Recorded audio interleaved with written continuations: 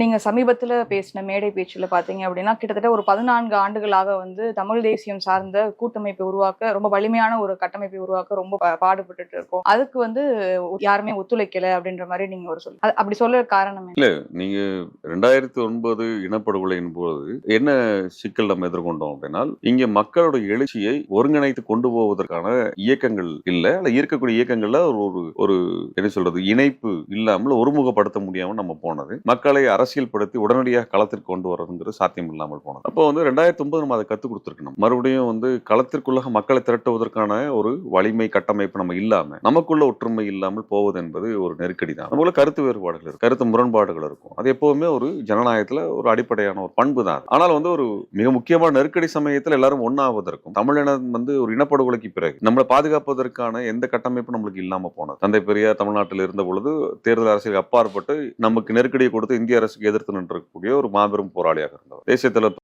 அப்படிப்பட்ட ஒரு ஆளுமையாக நின்றோம். சோ இவர்களுக்கு அடுத்த இவர்கள் இல்லாத ஒரு காலகட்டத்திற்குள்ளாக தமிழர்கள் எப்படி தங்களை பாதுகாத்துக் கொள்வது? 1.5 லட்சம் பேர் கொலை பண்ணிருக்கிறான் ஈழத்துல. ஆனா இந்த நீதி இன்னைக்கு வாங்க முடியல. அப்ப என்ன வலிமை நமக்கு இருக்குது? என்ன வலிமை வந்துருச்சு நம்மளுக்கு? இப்போ 1.5 லட்சம் பேர் கொன்னதுக்கு நீதி வாங்குறதுக்கு நம்ம எல்லாரும் ஒன்னாகணும். நமக்குள்ள கருத்து வேறுபாடுகள் இருக்கலாம், ஆனா நம்ம ஒன்னா நிற்போம். இந்த 1.5 லட்சம் பேர் படுகொலையானதுக்கு நீதி கேட்போம் அப்படின்ற ஒரு நோக்கத்திற்காக நாங்கள் இங்க இருக்கக்கூடிய பெரிய கட்சிகளாக காங்கிரஸ், பிஜேபி, திமுக, அதிமுக தவிர்த்து மற்றவர்களுக்குள்ளார ஒரு ஒற்றுமை வர வேண்டும் என்று நாங்கள், அதனால யாரையும் நாங்க விமர்சனம் செய்யும், எல்லாரையும் தோழமையோட தான் அணுகணும். அப்ப நமக்குள்ளார இருக்கக்கூடிய வேறுபாடுகளை வச்சு நம்ம எதையும் சாதிக்க முடியாது. இந்திய அரசு மிக வலிமையாக இருக்குது. விடுதலை புலிகள் போன்ற ஒரு வலிமையான அமைப்பையே அவங்க அழிச்சாங்க. கண்ணு முன்னாடி நம்ம பார்த்து அழிச்சது மட்டும் இல்ல, 1.5 லட்சம் மக்களை படுகொலை செஞ்சாங்க. அதோட ரொம்ப முக்கியமானது என்னன்னா, அந்த படுகொலைக்கு இதுவரைக்கும் நீதி கிடைக்காத அளவுக்கு தடுத்து வச்சுட்டாங்க. சர்வதேச அதுக்கான விசாரணை கூட வராத அளவுக்கு தடுத்து வைக்கக்கூடிய அளவுக்கு நிக்கிறாங்க. அது என்னன்னா, உங்களுக்கு நீங்க எவ்வளவு வலிமையா இருந்தாலும் உங்களுக்கு கொன்னு புதைச்சி அதை பத்தி எவனும் பேச முடியாத அளவுக்கு நான் பண்ணிடுவேன். இன்றைக்கு பிரபாகரன் படத்தை நீங்க சமூக வலைதளத்துல போட முடியுமா? போட முடியாது. பேரே சொல்ல முடியாது. அப்போ அப்படி ஒரு மிருக பலத்தோட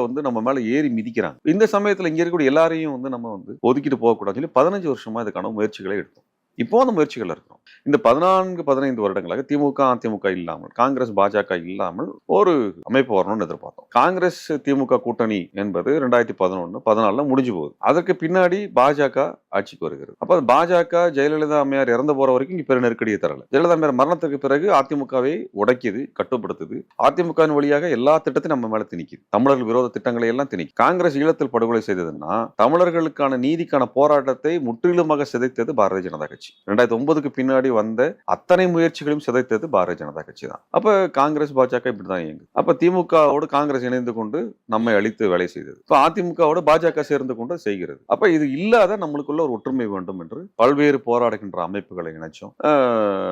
கோரிக்கைகளுக்காக ஒன்றிணைத்தோம். பல போராட்டங்களை எல்லாருக்கும் இணைக்கணும்னு சொல்லி இணைச்சு போயிருந்தோம். எங்களுடைய எல்லா நிகழ்ச்சிகள்லையும் எல்லா அமைப்புகளையும் அழைப்பு. பெரியாரிய அமைப்புகள் இருப்பாங்க, தமிழ் தேசிய அமைப்பு இருப்பாங்க, மார்க்சிய அமைப்பு இருப்பாங்க, இஸ்லாமிய அமைப்பு இருப்பாங்க, அம்பேத்கரிய அமைப்பு இருப்பாங்க, சூழலியல் அமைப்பு இருப்பாங்க. எல்லா அமைப்புகளையும் இணைச்சுதான் நாங்க நிகழ்ச்சி நடத்துறது. காரணம், ஒரு ஒற்றுமை உணர்வை வளர்த்த வேண்டும் என்பதற்காக. அப்படிதான் எங்க கூட்டத்துல இஸ்லாமிய அமைப்புகள் இல்லாம, பெரியாரிய அமைப்புகள் இல்லாம, சூழலியல் அமைப்புகள் இல்லாம நாங்க எந்த போராட்டங்களும் பெருசா நடத்தலாம். எல்லா இடத்துலயும் எல்லாருமே இருப்பாங்க. நாங்க மட்டும் மே 17 மட்டும் தான் இருக்கும், மே 17 தலைவர்கள் மட்டும் தான் பேசுவாங்க. நாங்க என்னைக்கு அப்படி நிறுத்தினதே கிடையாது. எந்த ஊர்ல நாங்க கூட்டம் நடத்தினாலும், போராட்டம் நடத்தினாலும் அந்த பகுதியில் இருக்கக்கூடிய செயல்பாட்டாளர்கள் எங்க மேடையில் இருப்பாங்க. அப்போ அந்த ஒற்றுமையை நம்ம ஒவ்வொரு இடத்துல காட்டும் பொழுதுதான் நம்ம ஒரு வலிமையாக மேல எந்திரிச்சு வர முடியுங்கிறனால செஞ்சுட்டே இருக்கோம். இதே முயற்சி தான் நாம் தமிழர்ட்டையும் வச்சிருந்தோம். முதல்ல அவர்கிட்ட தான் நாங்க 2009 இதை பத்தியான உரையாடல் நடத்தி இருக்கிறோம். எந்தெந்த கோரிக்கைகளை நம்ம கவனம் எடுக்கணுங்கிற முதல்ல அவர்கிட்ட தான் கொடுக்க சொல்லுவோம். இந்த விஷயங்கள் அப்படி நடக்குது, நீங்க எடுத்து பேசுங்க.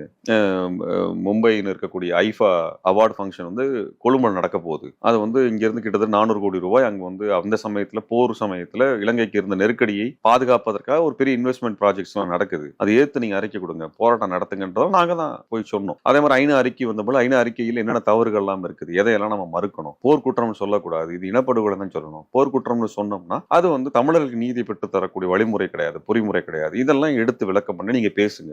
ஒரு ஒற்றுமையை எல்லாருமே சேர்ந்து செய்வோம். எங்களோட நினைவேந்தலின் போது எல்லா அமைப்புகளையும் அழைச்சோம். ஐயா நெடுமாறன்ல இருந்து எல்லா அமைப்புகளும் அதற்கு அழைக்கப்பட்டிருந்தாங்க. அப்பவும் அவங்க என்ன பண்ணாங்கன்னா, ஒவ்வொரு முறையும் போராட்டத்திற்கு செல்லும். நாங்க முல்லை பெரியாறு போராட்டத்திற்கு எல்லாரையும் அழைச்சிருந்தோம். சென்னையில் நடந்த ஊர்வலத்திற்கு ஐயா பாரதி ராஜா வந்திருந்தாங்க, தோழர் வேல்முருகன், ஐயா வைகோ தலைமையிலையும் பங்கெடுத்து நடந்தது. ஏன்னா அவர் தான் வைகோ அவர்கள் தான் அங்க தேனிக்கம்பம் பகுதியில் போராட்டத்தை நடத்திட்டு இருந்தாங்க. அப்போ அந்த சமயத்துல அவங்களை கேட்டிருந்தோம். அணு உலை எதிர்ப்பு போராட்டத்தின் பொழுதும் இது போல எங்களுடைய நிகழ்ச்சிகள்ல உதயகுமார் போன்றவர்கள், அங்க ராயன் போன்றவர்கள் எல்லாம் சேர்ந்து நடத்தும் பொழுது இங்க இருக்கக்கூடிய போராட்டத்தை எல்லாமே போய் ஒன்றிணைக்கிற வேலை. 3 தமிழர் தூக்கு 2011 அறிவிக்கப்பட்டது. ராஜீவ்காந்தி வழக்கில் 3 தமிழர் தூக்குதல் பண்ணப்படுது. எல்லா கட்சிகளும் சென்று சந்திச்சோம், ஒரு குழுவாக சென்று சந்திச்சோம். திமுக அதிமுக வராதுங்க, நம்ம எல்லாம் ஒன்னா சேர்ந்து நின்று இந்த தூக்கு தண்டனை நிறுத்துவோம், ஆனா 1 மாசத்துக்குள்ள தூக்கத்தை போட போறேன்றாங்க. அப்பவும் என்ன பண்ணாங்கன்னா, இந்த இத்தனை நகர்வுகளும் அவர் என்ன பண்ணாருன்னா, நீங்க அவங்களெல்லாம் கூப்பிடாதீங்க, நம்ம மட்டும் நிற்போம், என்ன மட்டும் கூப்பிட்டு நான் மட்டும் தான் தலைவனா இருப்பேன் அப்படிங்கிற திரும்ப திரும்ப அதை வந்து வச்சுட்டே இருந்தார். நீ வந்து எந்த கட்சியும் வரக்கூடாது, யாரும் வரக்கூடாது, ஐயா நெடுமாறன் வரக்கூடாது, நல்லக்கண்ணு அவர்கள் வரக்கூடாது, வைகோ அவர்கள் வரக்கூடாது, திருமா அவர்கள் வரக்கூடாது, வேல்முருகன் அவர்கள் வரக்கூடாது, சாதாரண போராடுற அமைப்பு இருக்குல்ல அதுவும் வரக்கூடாது, நான் மட்டும் தான், என்ன மட்டும் தான் நீ தலைவனா வச்சிருக்கணும், நான் தான் நிற்பேன், மத்த யாரெல்லாம் வேண்டாம் தம்பி, இப்படிதான் எல்லாத்தையும் பேசிட்டே இருந்தார். நாங்க சொன்னோம், நீங்க முக்கியமா இல்லையாங்கிறதுல கோரிக்கை முக்கியம், 3 பேர் உயிரை காப்பாத்துறது முக்கியம். அப்ப பெண்கள்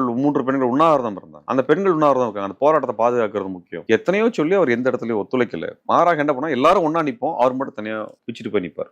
அப்ப எல்லாரும் ஒன்றாக கூடுது. நீங்க வந்து செங்கோடி மரணத்தின் போது பாத்தீங்கன்னா, செங்கோடியினுடைய ஈகத்தின் போது பாத்தீங்கன்னா, அவருடைய இறுதி நிகழ்வுல தமிழ்நாட்டினுடைய அனைத்து தலைவர்களும் ஒன்னா நின்னாங்க. தோழர் திருமாவும், மருத்துவர் ராமதாஸ் போன்றவர்கள், மருத்துவர் கிருஷ்ணசாமி, ஒரு திரு ஜான் பாண்டியன், இதுல போன்ற வெவ்வேறு அணிகள் வெவ்வேறு களங்கள்ல வேலை செய்வர்கள் கூட அன்றைக்கு வந்து எல்லாருமே ஒன்னா, அன்னைக்கும் வந்து தனியா தான் நிக்கிறேன் அப்படின்னு சொல்லி நின்று பேசினார். அப்ப என்னன்னா, எல்லாரும் ஒன்னா நிக்கும் போது நான் மட்டும் வேற நிற்பேன். அப்ப என்னன்னா, அவங்க எல்லாம் அயோக்கியர்கள், நான் மட்டும் தான் யோகியன். இதை வந்து என்னைக்குமே வந்து முன்னிலைப்படும். ஏதாவது நம்ம அவரோட ஒத்து போகலாம், எல்லாத்துக்கும் ஒரு முத்திரை குத்துறது, இவன் தமிழன் இல்ல, இவன் தெலுங்கனா இருக்கான், இவன் காசு வாங்கிட்டான், இவன் திமுக காரனா இருக்கான், இவன் திராவிடனா இருக்கான், இப்படின்னு திராவிடன்ற விளக்கமும் சொல்ல மாட்டாங்க. அது ஒரு கெட்ட வார்த்தையை போல பயன்படுத்தி இப்படி எல்லாத்தையுமே முத்திரை குத்தி ஒதுக்குறது. இல்லைன்னா அவருக்கு அடிமையா இருக்கும். அவர் கூட கொண்டு இருக்கக்கூடிய யாராவது தனிச்சு பேசி மேல வந்து ஏதாவது பாத்திருக்கீங்களா? இல்ல, அவர் மட்டும் எல்லாத்தையும் வச்சுக்குவார், அவர் பேசுவார். இதுதான் நடந்துட்டே இருக்கு. அப்ப இந்த அரசியல் திட்டமிட்டு என்ன பண்ணாருனால், இங்க ஒரு தமிழ் ஒற்றுமை வருவதை தடுத்துக்கிட்டே இருந்தார்.